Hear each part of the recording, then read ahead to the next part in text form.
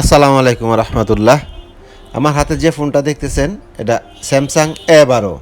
এটা automatic reset নেয়, মানে ফোনটা পাওয়ারটা অন হওয়ার পরে ফোন টোটাল অন হইব। অন হওয়ার পরে দেখবেন যে হঠাৎ করে যদি স্ক্রিনটা চলে যায় তখন আবার নিজে নিজে অটো রিসেট নিতেছে। আসলে এই ফোনটায় যে দেখেন যেরকম হ্যাং লোগো, মানে লং টাইম সময় লাগে এটা অন হইতে। আবার এতটুক সময় তো আর অপেক্ষা করা যায় না, তারপরেও আমি অনেকক্ষণ সময় অপেক্ষা করছি। অপেক্ষা করার পরে দেখলাম যে আসলেই বিষয়টা কি। দেখি যে স্যামসাং লোগো আসছে, আয়সা দাঁড়ায় রয়েছে। এরপরে অনেক কষ্টের পরে গিয়ে দেখলাম যে মোবাইলটা অন হয়েছে। অন হওয়ার পরে স্ক্রিনটা যদি চলে যায়, মানে স্লিপ মোডে যায়, যখন ফোনটা স্লিপ মোডে যায় তখনই ফোনটা বন্ধ, মানে সুইচ অফ। আবার নিজে থেকেই টু রিসেট, নিজে থেকে অন হইতেছে। দেখেন এই যে টিপতেছি, কোনো সমস্যা নেই, হঠাৎ করে বন্ধ হয়ে যায়।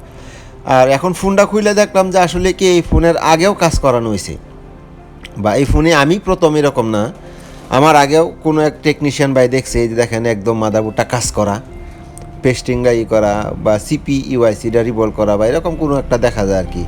স্টিলনেস যেটা তাকে উপরে হিট সিলিংটা তোলা।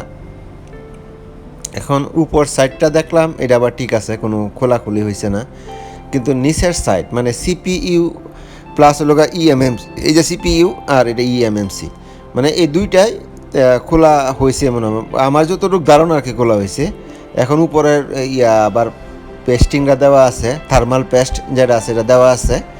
কিন্তু তারপরে আমি দেখবো এটা যে আসলে মূলত কাজটা কোন জায়গা থেকে, বা আগে কোন জায়গায় কাজ করানো হয়েছে উনি বলছে যে আমি জানি না। যাই হোক, ওনার তো আর কোন জায়গায় কাজ করানো হয়েছে না হচ্ছে এটা আমার জানারও বিষয় না। আমার বিষয় হলো কাজটা যদি আমার হাতে হয়, কমপ্লিট হয়, তাহলেই হইল, তাহলে শুক্রিয়া। কিন্তু এখন আমি দুইটা একসাথে কাজ করব। আসলে এইগুলা কাজ প্রথম অবস্থায় করলে আমরা সরাসরি সিপি ইউআইসি যেটা আছে এটা আমরা কাজ করি।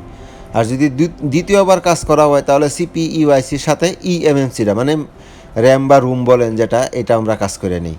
কিন্তু এখন দেখেন আমি দুইটা একসাথে কাজ করতেছি। আর ফুল ভিডিওটা দেখলে বুঝতে পারবেন। আমার সঙ্গে থাকুন এবং ফুল ভিডিওটা দেখুন।